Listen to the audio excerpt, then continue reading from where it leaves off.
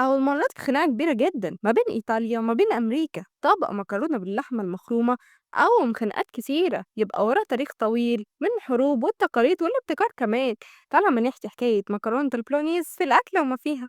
أول حاجة لازم نعرفها إن مكرونة البولونيز ده مش اسم أكل أصلا، ده تحريف عالمي لطبق إيطالي. وبولونيز معناها على طريقة بولونيا، دي المدينة الإيطالية اللي طلعت منها الوصفة الأصلية أساسا. أما الوصفة الأصلية ظهرت أول مرة في القرن التمنتاشر، وكانت عبارة عن شوية لحم بقري بيتطبخ ببطء جدا مع شوية بصل وجزر وكرفس وشوية لبن أو حتى كريمة وكم نقطة نبيذ كده.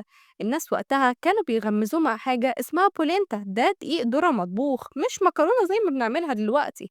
ومع الوقت بقى وبسبب السفر والهجرة الإيطاليين خدوا الوصفة معاهم وابتدت تتقدم في فرنسا وبعديها في بريطانيا لحد ما وصلت أمريكا.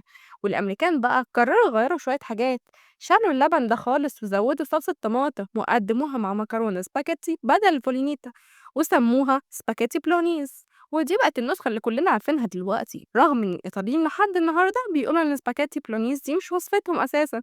وأما جت بقى في مصر البلونيز دخلت مع الانفتاح في السبعينات بس بطريقتنا، لحمة مفرومة أكتر، طماطم كتير وبهارات شرقية كده وتزود شوية فلفل وشوية شطة. والجبنة موجودة بس مش قوي، مش زي البارميجان الإيطالي. يعني الطبق رغم إنه أجنبي اتطبخ في بلاد كتير جدا. ودي كانت حكايتنا النهاردة في الأكلة وما فيها. مكرونة بلحمة مفرومة بس وراها خناقة ثقافية كبيرة جدا من إيطاليا لأمريكا لحد مطبخنا.